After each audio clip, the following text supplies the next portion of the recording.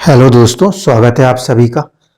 उम्मीद है कि कल वाला जो वीडियो है, क्योंकि ये पूरी तरीके से मैथमेटिकल हुए जा रहा है, तो आपको कुछ हद तक समझ में आया होगा। अब उस पर्टिकुलर एक राशि के अंदर ध्यान से समझिएगा क्या कह रहा हूं। एक पर्टिकुलर राशि के अंदर अगर आपने ग्रह देख लिया तो ये जरूरी नहीं कि वो 88th नवांश में ही हो। फिर से अपने इस स्टेटमेंट को दोहरा रहा हूं। देखिए, मैंने आप लोगों को एक कैलकुलेशन दी और मैंने आपसे बोला था कि पर्टिकुलर एक स्पेसिफिक राशि आपको मिल जाएगी इन कैलकुलेशंस से। अब आपने अपनी कुंडली खोली और आपने जैसे ही नवांश पे गए, आपने अपनी राशि वहां पे देख ली और राशि के अंदर आपको ग्रह बैठा हुआ भी दिख गया होगा। लेकिन वो जो ग्रह है वो उस राशि में बैठा है तो वो 88th नवांश में ही है। ये कैसे श्योर करना है, इसके ऊपर आज चर्चा करेंगे। और वो कौन से दूसरे ऐसे नवमांश पोजीशन हो सकती है जहां पे ग्रह गोचर करे तो भी वो आपको सेम उस ही राशि में दिखाई देगा जहां पे 88th नवमांश में गोचर करते हुए ग्रह दिखाई देते हैं। तो चलिए शुरुआत करते हैं इस पर्टिकुलर कुंडली से।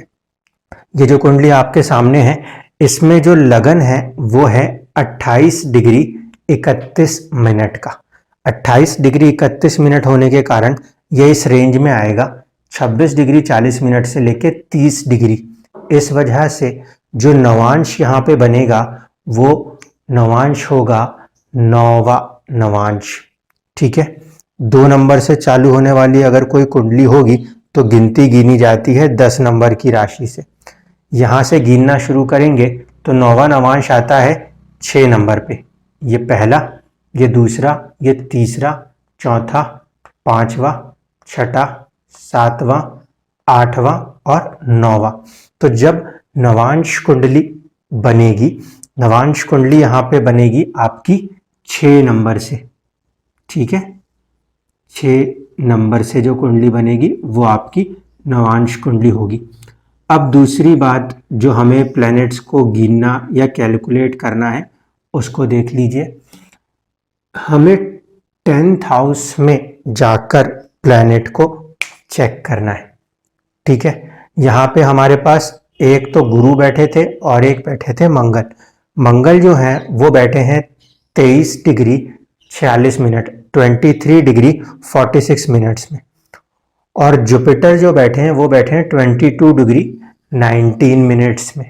ठीक, अब यहाँ पे हमें एक बात पता है कि 10th हाउस में 80 सेकंड से लेकर 90 तक का अंश आ सकते हैं। 82 से लेकर 90 तक के अंश 10th हाउस में देखने को मिल सकते हैं। जाहिर सी बात है यहाँ पे भी 9 ही अंश हैं और 0 डिग्री से लेकर ये भाव जो है ये 0 डिग्री से लेकर 30 डिग्री तक ही रहेगा। भाव की डिग्री चेंज नहीं हो सकती क्योंकि भाव को जो है बनाया गया है इस तरीके से कि 12 भाव में आपके 0 से लेकर 30 डिग्रियां चलती जाएंगी तो जाके 360 डिग्रीज कंप्लीट होती है। इस वजह से अगर देखा जाए तो जब 30th डिग्री आएगी, 30वीं डिग्री आएगी, उस जगह पर जाकर जब 30वीं डिग्री आएगी उस जगह पे जाके हमें मिल रहा होगा 90th अंश। ठीक है, जब इससे थोड़ा सा और कम करें, कितना, 3 डिग्री 20 मिनट कम कर दें। इसमें से अगर 3 डिग्री 20 मिनट आप कम कर रहे होगे तो आपको मिलेगा कौन सा अंश, 89th अंश, 89th। अब इसमें से 3 डिग्री 20 मिनट अगर कम करेंगे तो सीधे सीधे वो हो जाएगा आपका 26 डिग्री 40 मिनट, 26 डिग्री 40 मिनट।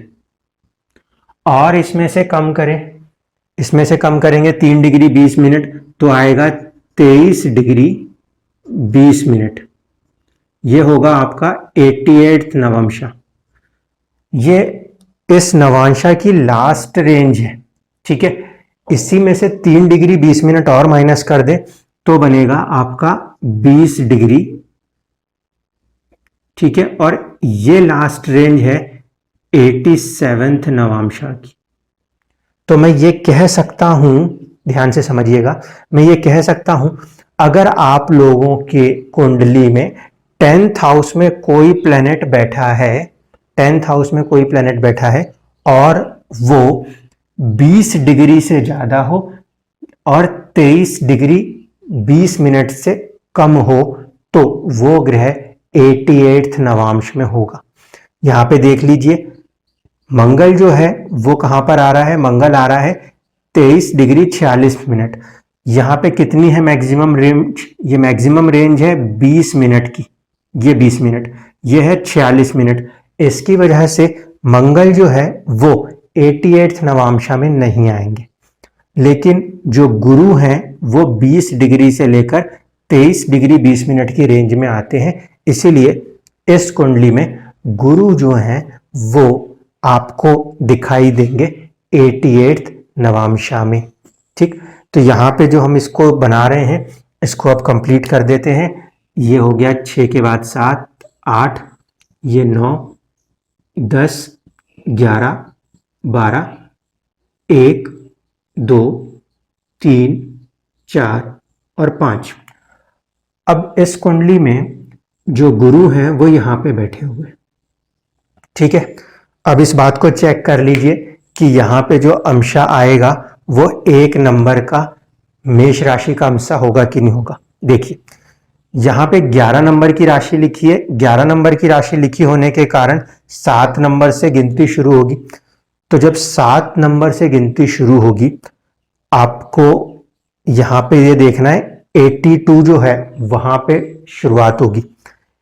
82 जो है वो 7 नंबर पे जाएगा, 83 जो है वो 8 नंबर पे जाएगा, 84 जो है वो 9 नंबर पे जाएगा, 85 जो है वो 10 नंबर पे जाएगा, 86 जो है वो 11 नंबर पे जाएगा, 87 जो है वो 12 नंबर पे आएगा, 88 जो है 12 कंप्लीट हो गया, अब किस में जाएगा, 1 नंबर मेष राशि में। तो 88 जो है वो मेष राशि में चला जाएगा। एक तरीका तो ये था जो गिनने का था। दूसरा मैंने आपको बता ही दिया था कि अगर आपका यहाँ पे इस पर्टिकुलर फॉर्मेशन से चल रहा है तो आप यहाँ से गिनना शुरू करेंगे और यहाँ से गिनते गिनते जाएंगे तो आपको अपने से 12th तक पहले जाना है। यहाँ से अगर गिनना शुरू करेंगे तो 12th मतलब 9 नंबर, यहाँ पर आप गिनते गिनते आओगे तो 12 इंटू 7 इज 84, 84 अंशा आपके 9 नंबर पे कंप्लीट होते हैं। फिर 85, 86, 87 और 88। इसलिए जो कल कैलकुलेशन दी थी उसमें आप दोनों मेथड से जाओगे तो आप समझ जाओगे कि आप कहां पर आओगे, मेष राशि के अंदर आओगे। यानी कि जैसे ये मेरी कुंडली है, मेरी कुंडली में मेष राशि के अंदर मेरा 88th नवांशा आता है। लेकिन अब देखिए एक बात और, यहाँ पे ना सिर्फ कि मेरा गुरु बैठे हैं बल्कि वहां पे साथ में चंद्रमा भी बैठे हैं और शुक्र भी बैठे हैं, ठीक है। इसलिए यहां पे एक बात को ध्यान रखना, जब कोई ग्रह इस पर्टिकुलर राशि जो भी आपकी बन रही होगी कैलकुलेट करने पे, वहां पे कोई ग्रह बैठा हुआ है, सबसे पहले यह देखना कि वो ग्रह आपको 10th हाउस में ही दिखना चाहिए, स्पेसिफिकली 10th हाउस में ही दिखना चाहिए। वो 10th को क्रॉस करके कहीं नहीं जा सकता। अगर वो 11th में चला गया तो भी नहीं, क्योंकि 11th में 91 से 99 है। 10th हाउस में अगर ग्रह बैठा है इसका मतलब होता है कि वो लगन से वो आपके 82 से लेकर 90 तक के अंशा के बीच में बैठा है। और जो स्पेसिफिक कैलकुलेशन दी है उसमें 88 अंशा इस पर्टिकुलर राशि पे आ रहा है। अगर ग्रह जैसे यहां पे चंद्रमा है, चंद्रमा यहां पे बैठे हुए हैं 28वें नवांश में, 28th नवांश में चंद्रमा बैठा है और वो 28th नवांश भी 1 नंबर की राशि में है। शुक्र बैठे हुए हैं, शुक्र बैठे हैं 21 डिग्री 51 मिनट के। इसका मतलब है कि ये इसके बीच में कहीं पे बैठे हुए, और जहां वो बीच में बैठे हैं वो पर्टिकुलर जो अंशा है वो भी 1 नंबर की राशि में आता है। समझ लीजिए इस बात को, 108 अंशा हैं और 12 राशियां हैं, तो 12 into 9 is 108। इसीलिए हर एक इंडिविजुअल राशि के अंदर 9 अंशाज हिडन हैं, मौजूद हैं। जब आपको कोई स्पेसिफिक, अभी हम सिर्फ 88 की नहीं बात कर रहे, फ्यूचर में और भी अंशास की बात होगी, तो स्पेसिफिकली जब कोई पर्टिकुलर अंशा के अंदर ग्रह है ये कहा जाएगा, तो आपको ये नंबर काम करेगा कि अगर 4th हाउस में ग्रह बैठा है तो वो 28 अंश से लेकर 36 अंश तक है। अगर कोई ग्रह आपके छठे घर से जा रहा है तो वो 46 से लेकर 54th अंशा को प्रभावित करेगा। यहां पे ये नंबर्स होंगे, यहां राशि तो सेम रहेगी, ठीक है, इसको समझ लीजिए। जैसे कि ये मेष राशि है, यहां पे जो शुरुआत हुई होगी तो पहला जो काउंट होगा वो मेष से आएगा। इस वजह से हम ये कह सकते हैं कि यहां पे 99th अंशा ये भी मेष में आएगा। यहां पे हम देखेंगे तो यहां पे 4th अंशा मेष में आएगा। यहां पे आ जाइए, यहां पे जब आएंगे 3 नंबर से शुरू हो रही है, 3 नंबर से शुरू होने में क्या होगा, काउंटिंग शुरू होगी 7 नंबर से, 7 8 9 10 11 12 फिर 1, इस तरीके से यहां पे भी काउंट शुरू होगी। या पहले एक बात को इस तरीके से समझ लीजिए, एक पर्टिकुलर राशि के अंदर 9 अंशा हैं, तो उसके अंदर रिपीट होने लगेंगे। पहले 10 से शुरू हुए और 10 से शुरू होने के बाद बीच में 10 11 12 3 राशियों को पार कर लेने के बाद 1 नंबर से फिर से 1 शुरू हो गया। यहां पर भी 7 से लेकर 12 तक क्रॉस करने के बाद 1 नंबर फिर से शुरू हो गया। इस तरीके से बहुत सारे उसमें राशियों के अंदर वो पर्टिकुलर अंशा रिपीट रिपीट और रिपीट होते रहेंगे। कितने बार रिपीट होंगे, 9 बार रिपीट होंगे। एक बार यहां हो गया, एक बार यहां हो गया, एक बार यहां पर होगा। मान लीजिए 18 जो है वो 7 नंबर है, 19 जो है वो 8 नंबर है, 20 जो होगा वो 9 नंबर होगा, 21 जो होगा वो 10, 22 जो होगा वो 11, ठीक है। इसके बाद 23 जो होगा वो आपके लिए हो जाएगा 1 नंबर की उसमें राशि में शिफ्ट कर जाएगा। इसको ध्यान से देखना पड़ेगा। 18 जो है वहां पे अगर हम देखेंगे तो 7 नंबर की राशि आएगी, क्योंकि 3 नंबर से शुरुआत है, तो 7 के बाद 8 जो होगी वो होगी आपकी 19वें पर। फिर हम देखें 9 जो होगी वो होगी आपके 20वें पर। इसके बाद 21वें पर होगी 10 नंबर, 22वें पर होगी आपकी 11 नंबर, ठीक है, 23वें पर होगी आपकी 12 नंबर। तो फिर 24th जो होगा उसके ऊपर भी आपको कौन सी राशि दिखाई देगी, वो दिखाई देगी 1 नंबर की मेष राशि। ये 4 नंबर से बनने वाली राशि है, तो इसकी काउंट 4 से शुरू होती है 12 पे जाती है। इसमें 1 नंबर 2 नंबर और 3 नंबर की राशि नहीं आती। इसीलिए मेष राशि का कोई अंशा यहां नहीं आ सकता, यहां नहीं आ सकता और यहां नहीं आ सकता, ठीक है। इस पर्टिकुलर लगन कुंडली के हिसाब से बात कर रहा हूं। अपनी अपनी इंडिविजुअल कुंडली में जब आप करोगे तो उसमें आप धीरे धीरे समझ जाएंगे कि क्या रिपीट हो सकता है क्या नहीं। तो 99 4 24 यहां कंप्लीट कर दिया। इसके बाद ये 5 नंबर की राशि है, तो यहां पे शुरुआत होती है एरीज मेष से, तो इसका जो 28th है वो अपने आप में किस में आ जाएगा, मेष में आ जाएगा। फिर यहां पर जाएंगे तो 6 नंबर से हो रहा है, यहां पे जो भी 5वां होगा वो किस में आ जाएगा, मेष में आएगा। तो 37 38 39 40 41, तो अराउंड 40 या 41 अंशा जो होंगे वो यहां कहीं पर 40 या 41 अंशा यहां कहीं पर किस में जाएंगे, मेष राशि में जाएंगे।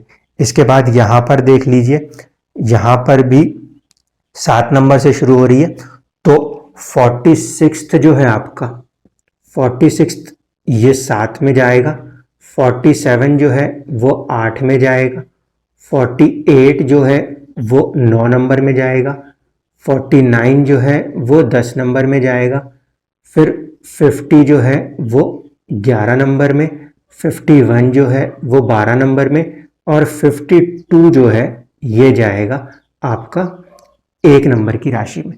तो यहाँ पर 52 नंबर का जो अंशा है वो भी मेष में जाएगा। और यहाँ पे 9 नंबर से शुरू हो रही है, तो पहला ही 64th अंशा जो होगा वो भी किस में जाएगा, मेष राशि में जाएगा। ठीक है, फिर यहाँ पे आखिरी में बचेगा, यहाँ पे 10 नंबर है तो शुरुआत 10 से होती है, और इसके बाद फिर बीच में आएगा आपका एक मेष राशि, तो उसको आप लोग काउंट करिएगा। 81 को कहाँ पे जोड़िएगा, 73 को जोड़िएगा 10 नंबर पे, और इस तरीके से पीछे की तरफ जाते जाएंगे तो 81 पे आने पे आपको मिलेगा 6 नंबर। ठीक है, बीच में जो 5वां होगा वहां पे आपको मिलेगी मेष राशि। तो मतलब यह है कि एक पर्टिकुलर राशि में जब आप किसी ग्रह को देखोगे तो आपको यह पता होना चाहिए वो कौन से हाउस से आया है और वहां पे कौन सा डिवीजन हो सकता है। उस पर्टिकुलर डिवीजन का इम्पैक्ट वहां पर काम करेगा, क्योंकि कहा यह जाता है जब कोई भी ग्रह गोचर करेगा तो उस समय उस चीज को देखना है। ठीक है, मुझे जो किताब मिली थी CS पटेल सर की, उसमें तो मैरिज को लेकर बात हुई थी 88 नवंशा पे। मुझे वहां पे जॉब या प्रोफेशन का कुछ नहीं मिला। अब नितिन कश्यप सर को जो बुक मिली उसमें उन्हें वो चीज मिली है तो वेल एंड गुड, लेकिन जब उनकी बताई हुई बुक जो थी प्रश्न तंत्र BV रमन सर की मुझे ऑनलाइन दिखाई दे रही थी, और एक कोई ऑनलाइन आर्चिव लाइब्रेरी पे थी, उन दो बुक्स के अंदर ये मेंशन नहीं है कि जो 88th अंशा है वो लिया कहाँ से गया है। कोई और राइटर की बुक होगी शायद वहां मेंशन होगा, तो आई डोंट नो। लेकिन उसमें एक बात ध्यान रखना, जब आप लोग बुक को पढ़ेंगे, नवमांश में अच्छी किताब तो CS पटेल सर की ही थी, तो वहां पे कुछ टर्मिनोलॉजीज इस्तेमाल होती, वो बहुत ध्यान रखना। 4 तरह के टर्मिनोलॉजीज हो सकती है। पहला, ये कहा जाए कि लगन से कोई particular Ansha, 5th Ansha, 88th Ansha, 73rd Ansha, 64th Ansha, इस तरह से लगन से कहा जाए तो ये वाले रूल से चलना। ठीक है, दूसरी टर्मिनोलॉजी होती है वो होती है उदित नवांशा, राइजिंग नवांशा। अगर राइटर ने यह लिखा हो कि राइजिंग नवांशा से या उदित नवांशा से चलना है, गिनती गिननी है, उस समय ये वाला रूल नहीं लागू होता। उस समय आपका जन्म जिस नवांश से हुआ है उसको पहला मान के फिर गिनती गिननी पड़ती है। कब? जब बात होती है उदित नवांशा से या राइजिंग नवांशा से। ये उदित हुआ नवांशा था, जबकि लगन के अंदर ये नवांशा 9th नवांशा है। जन्म कुंडली के जन्म में जब लगन की बात होगी तो ये 9th नवांशा में काउंट होगा। लेकिन उदित नवांशा, राइजिंग नवांशा का टर्म यूज होता हो तब उस कंडीशन में उस राइजिंग नवांशा को पहला नवांशा लेके गिनती गिनते हैं कुछ बुक्स में राइटर्स। इसलिए कह रहा हूं कि जो भी बुक आप पढ़ोगे उसमें इस बात को आपको ध्यान देना पड़ेगा। इसके बाद एक टर्म होता है, वो होता है कि चंद्रमा के नवांशा से। अगर चंद्रमा के नवांशा से बात की जा रही है तो इसका मतलब है नवांश कुंडली में चंद्रमा जिस राशि में बैठा है वहां से गिनती गिनी जा रही है, तब वो होता है चंद्र नवांशा से। मेरी जो पिछली वीडियो थी जिसमें मैंने दिखाया था तो उन्होंने लिखा था चंद्र नवांशा से 88th। ठीक है, तो अगर चंद्र नवांशा मेंशन कर रहे हैं इसका मतलब है नवांश कुंडली में चंद्रमा जिस राशि में बैठा है गिनती वहां से शुरू करनी है। इसी तरीके से अगर ये कहा जाए कि चंद्र कुंडली में, जैसे अभी हम देख रहे थे लगन में, वैसे ही अगर चंद्र कुंडली में ऐसा कहीं टर्म यूज हो रहा हो तो फिर क्या करना पड़ेगा, आपको ये देखना पड़ेगा कि आपका चंद्रमा जिस भी राशि में बैठा है उस पर्टिकुलर राशि के अंदर आपका चंद्रमा कौन सा नवांश ले लेता है। जैसे कि मेरा चंद्रमा 2 डिग्री का बैठा है तो 3 डिग्री 20 मिनट तक तो वो पहला ही नवांश लेगा। ऐसे में तो ये फर्स्ट नवांशा काउंट होगा, लेकिन किसी का चंद्रमा यहाँ 2 डिग्री पे नहीं है, मान लीजिए 16 डिग्री से ज्यादा हो जाए, इस रेंज में आ जाए, तो 5वें को क्रॉस करके छठे की तरफ जा सकता है। तो वहां पर जैसे हमने यहां लगाया था वहां पे भी वैसे ही करना पड़ेगा। उस पर्टिकुलर राशि के अंदर वो 6 नवांश पहले पीछे जाएंगे, फिर वहां से खोज के गिनती गिनेंगे। आई होप कि मेरी बात आपके समझ में आ रही होगी। ये टोटली ये नितिन कश्यप सर के ऊपर या मेरे ऊपर नहीं है। ये चीज होती है कि जो भी बुक हम फॉलो कर रहे हैं वो बुक राइटर ने किस प्रोस्पेक्ट में कैलकुलेशन ली हुई है। CS पटेल सर ने तो क्या है कि सारी चीजों को नवांश के बारे में बहुत क्लियरली बात करी है, लेकिन कुछ राइटर्स ऐसे हैं जिन्होंने बस ऐसा लिख दिया कि लगन से लेना है। अगर लगन से लेना लिखा हो तो फिर आपको लगन के अंदर जाके ये चेक करना है कि पहला नवांशा कहाँ है और उस अंशा से काउंटिंग करनी है। अन्यथा फिर क्या होगा, अगर आप उदित नवांशा से काउंटिंग करोगे तो जिसको आप पर्टिकुलर कोई सा भी अंशा जो गिन रहे हो वो मान रहे हो वो नहीं होके उतनी ही संख्या आगे बढ़ जाएगा। आई होप कि मेरी बात आपको समझ में आई होगी।